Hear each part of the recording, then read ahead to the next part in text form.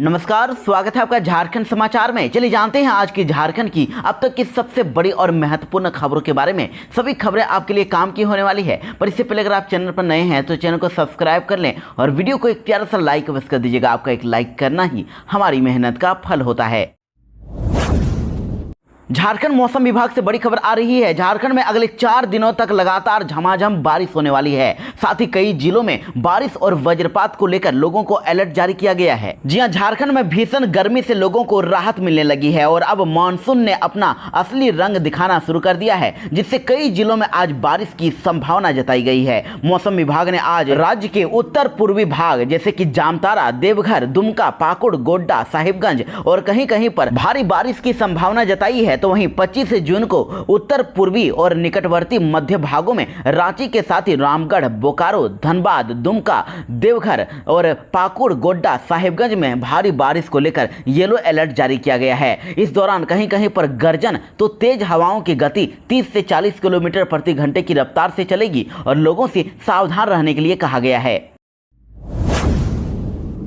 झारखंड में एक तरफ जहां विधानसभा चुनाव की सुगबुगाहट शुरू हुई है, तो वहीं देखिए अब शिक्षकों ने एक बार फिर से आंदोलन की चेतावनी दे डाली है। जी हां, झारखंड में पारा शिक्षकों यानी कि सहायक अध्यापक ने एक बार फिर से आंदोलन शुरू करने का निर्णय लिया है और रांची के मोहराबादी मैदान में हुई झारखंड सहायक अध्यापक संघर्ष मोर्चा की बैठक में पारा शिक्षकों ने अब मांगों पर राज्य सरकार की उदासीनता पर आक्रोश व्यक्त किया। साथ ही मांगों को लेकर आंदोलन शुरू करने का उन्होंने निर्णय ले लिया है। वहीं बैठक में पारा शिक्षकों ने कह दिया है कि पारा शिक्षकों को वेतनमान के वादे पर अभी तक सरकार कुछ भी नहीं कर पाई है। राज्य के 62,000 पारा शिक्षक सरकार बनने के 4.5 साल बीत जाने के बावजूद भी वेतनमान नहीं मिलने, ईपीएफ तथा अनुकंपा का लाभ नहीं मिलने और आंदोलन के क्रम में रघुवर सरकार द्वारा किए गए केस वापस नहीं होने से आक्रोशित हैं। ऐसे में अब पारा टीचर के पास अब आंदोलन के अलावा कोई भी अन्य चारा नहीं बचा हुआ है। पारा शिक्षकों ने 26 जून को अब सभी मंत्रियों एवं सत्ता पक्ष के विधायकों को मांग पत्र सौंपने का निर्णय लिया है और 30 जून को हूल दिवस के अवसर पर राज्य के सभी प्रखंड मुख्यालयों में पारा शिक्षक मशाल जुलूस निकालेंगे और 8 जुलाई को राज्य के सभी जिला मुख्यालयों में जिला इकाई के द्वारा मुख्यमंत्री के नाम उपायुक्त को ज्ञापन सौंपा जाएगा और 20 जुलाई से मुख्यमंत्री आवास का अनिश्चितकालीन घेराव किया जाएगा। और यही नहीं, देखिए संघ के नेताओं ने तो यहां तक कह दिया है कि इसके बावजूद भी अगर हमारी मांगें पूरी नहीं हुई तो मोर्चा की बैठक करके शैक्षणिक हड़ताल के साथ सभी विद्यालयों में तालाबंदी का निर्णय लिया जाएगा। भू माफिया कमलेश पर अब एक और एक्शन हो गया है। आर्म्स एक्ट के तहत उस पर एफआईआर दर्ज हो गई है और जल्द ही उसे गिरफ्तार किया जाएगा। जी हां, जमीन घोटाला मामले में मनी लॉन्ड्रिंग के तहत जांच के क्रम में भू माफिया कमलेश कुमार सिंह के आवास से बरामद 100 कारतूस मामले में अब रांची के कांके थाने में आर्म्स एक्ट के तहत प्राथमिकी दर्ज कर ली गई है और अब आरोपित कमलेश की गिरफ्तारी होने वाली है।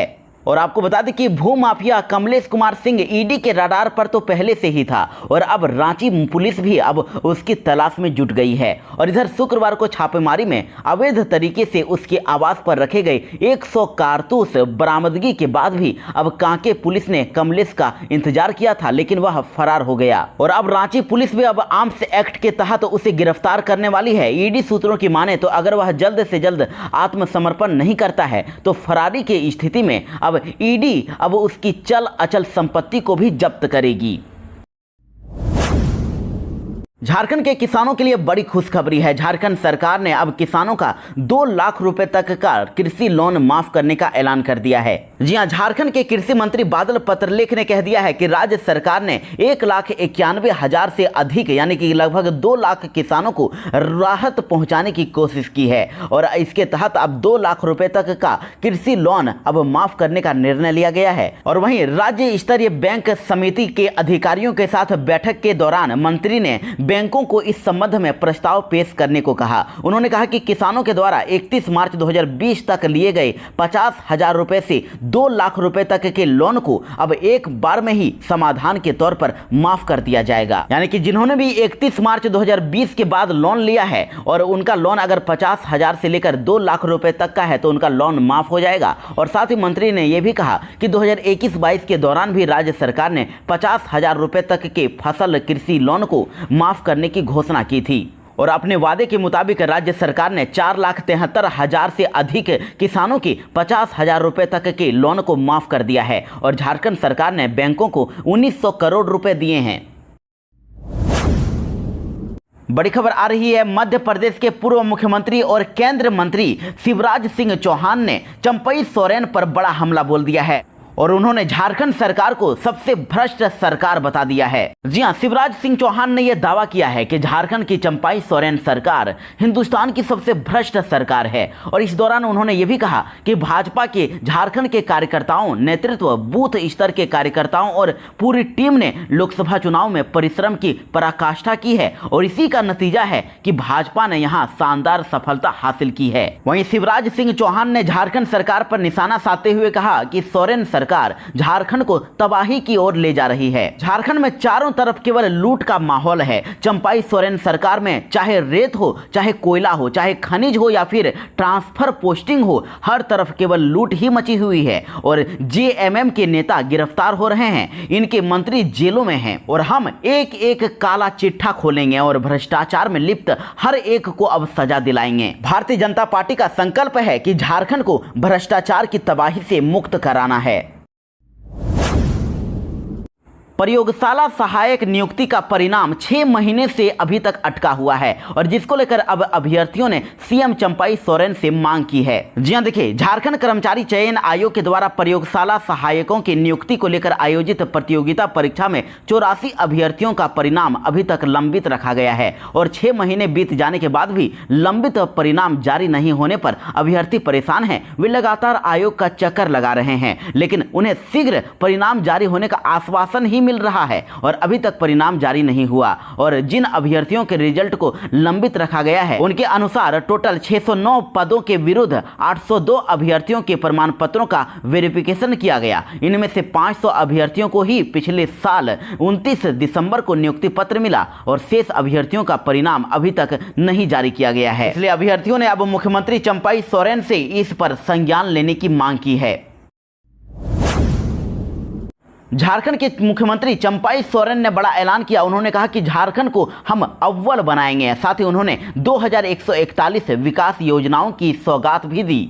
जी हां, झारखंड के मुख्यमंत्री चंपई सोरेन ने पूर्वी सिंहभूम जिले के घाटशिला के मऊ भंडार में आयोजित कार्यक्रम में 2141 विकास योजनाओं की सौगात दी और 20,484 लाभुकों के बीच करीब 71 करोड़ 63 लाख रुपए की परिसंपत्तियों का वितरण भी किया। उन्होंने कहा कि आप सभी के सहयोग और भागीदारी से राज्य की तस्वीर और तकदीर बदलेंगे और अव्वल राज्य बनाना हमारी प्राथमिकता है। साथ ही सीएम चंपई सोरेन ने राज्य की जनता को कहा है कि हमारी सरकार कई नई सौगातें देने जा रही है और अब बिजली उपभोक्ताओं को 200 यूनिट बिजली बिल्कुल फ्री में मिलेगी। 25 साल से अधिक और 50 साल से कम उम्र की बहनों और बेटियों को सरकार आर्थिक सहायता देने जा रही है और उनको अकाउंट में हर महीने 1-1 हजार रुपए दिया जाएगा। साथ ही किसानों के 2 लाख रुपए तक का कृषि लोन माफ करने का भी हमने निर्णय लिया है और इन योजनाओं के जरिए राज्य की जनता को आगे बढ़ाने और सशक्त बनाने का प्रयास हो रहा है। और साथ ही उन्होंने कहा कि राज्य सरकार अपने दम पर अब अबुआ आवास योजना के तहत 20 लाख गरीबों और जरूरतमंदों के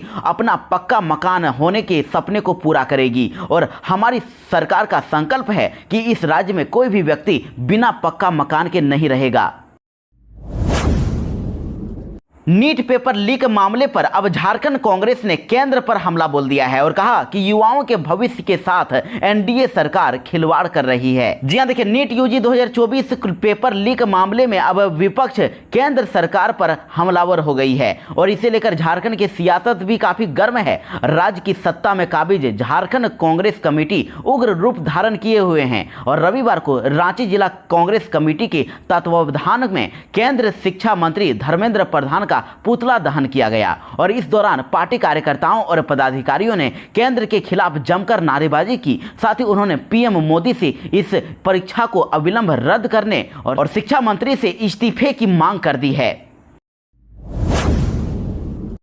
झारखंड के मुख्यमंत्री चंपई सोरेन ने अब मोदी सरकार पर बड़ा हमला बोला और कह दिया है कि केंद्र ने झारखंड के साथ दगाबाजी की है। जी हां, घाटशिला के बुरुडी डैम में वन विभाग के द्वारा प्रस्तावित वन श्री इको कॉटेज योजना को लेकर मुख्यमंत्री चंपई सोरेन ने मऊ भंडार में सीएम का संबोधन किया उन्होंने कहा कि 4 साल के अंदर हमने बहुत कुछ देखा और पर्यटन को बढ़ावा देने के लिए योजना शुरू की जाएगी। और सीएम चंपाई सोरेन ने कहा कि भारत सरकार ने हमें धोखा देने का काम किया है। भारत सरकार में भाजपा है और हर वक्त यहाँ के आदिवासी मूलवासी को धोखा देने का काम किया है। आज राखा कापर, केंदाडीह, चापड़ी के हजारों माइंड्स बेरोजगार हो गए हैं और ये कभी मजदूरों के बारे में नहीं सोचते हैं। भारत सरकार ने झारखंड के साथ दगाबाजी की है और पीएम आवास के साथ धोखा भी किया है। जब भारत सरकार ने अपना हिस्सा नहीं दिया तो झारखंड सरकार ने अपने बल पर अब अव्वा आवास योजना शुरू किया है और ये आपकी सरकार है, आपके भावना, आपकी सोच के अनुरूप ही अब योजनाएं बनाएंगे। भाजपा ने राज्य में लंबे समय तक राज किया है लेकिन सुविधाएं नहीं दी और हमारी सरकार देखिए जंगल के अंतिम छोर पर बसे व्यक्ति तक अब पेंशन पहुंचा रही है और ये महागठबंधन सरकार की देन है। इस बार 2 लाख किसानों का लोन माफ होने जा रहा है, लेकिन अब हम झारखंड को अब संवारने का काम करेंगे। झारखंड के मुख्यमंत्री चंपाई सोरेन ने भाजपा पर बड़ा हमला बोल दिया है और कहा कि आदिवासियों को सरना कोड नहीं देना चाहती है केंद्र की भाजपा सरकार। जी हां, मुख्यमंत्री चंपाई सोरेन ने कहा कि राज्य सरकार ने सरना धर्म कोड बनने की राह में आने वाली सारी बाधाओं को दूर कर दिया है और अब सरना धर्म कोड कॉलम का मामला केंद्र की भाजपा सरकार के पास है और केंद्र सरकार आदिवासियों को उनका संवैधानिक पहचान देने में आनाकानी कर रही है। साजिश के तहत सरना कॉलम कोड के मामले को लटका रखी है, लेकिन हम हर हाल में सरना कॉलम कोड को लेकर ही रहेंगे। इसके लिए पूरे देश के आदिवासी अपनी स्वशासन व्यवस्था को मजबूत करें और एकजुटता के साथ आंदोलन में साथ दें ताकि केंद्र सरकार आदिवासियों को उनका सरना धर्म कोड देने के लिए बाध्य हो जाए। सीएम चंपाई सोरेन ने कहा कि आदिवासी हितों का सरकार पूरी तरह से ख्याल रखेगी और सरना धर्म कोड के लिए सरकार प्रयास जारी रखेगी।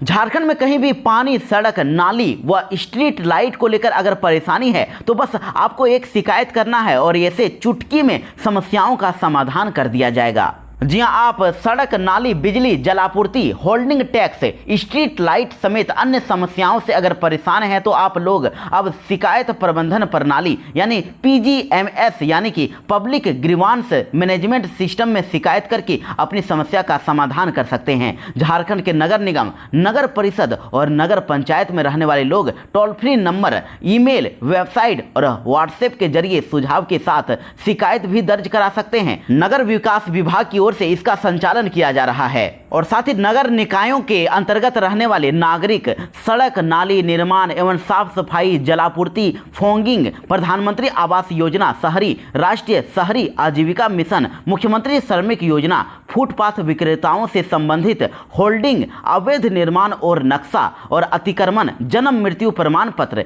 स्ट्रीट लाइट लगाने एवं उसकी मरम्मत आदि से संबंधित समस्याएं या सुझाव दर्ज करा सकते हैं। और बस आपको शिकायत करने के लिए टोल फ्री नंबर पर कॉल करना है या फिर व्हाट्सएप या ईमेल करना होगा। देखिए, टोल फ्री नंबर है 1800-120-2929। वहीं व्हाट्सएप नंबर है 7633928444। और योजना जब से शुरू हुई है उसको लेकर अब तक PGMS पोर्टल के माध्यम से टोटल 83,169 शिकायतें दर्ज की गई है और इनमें से 82,050 शिकायतों का निष्पादन किया जा चुका है।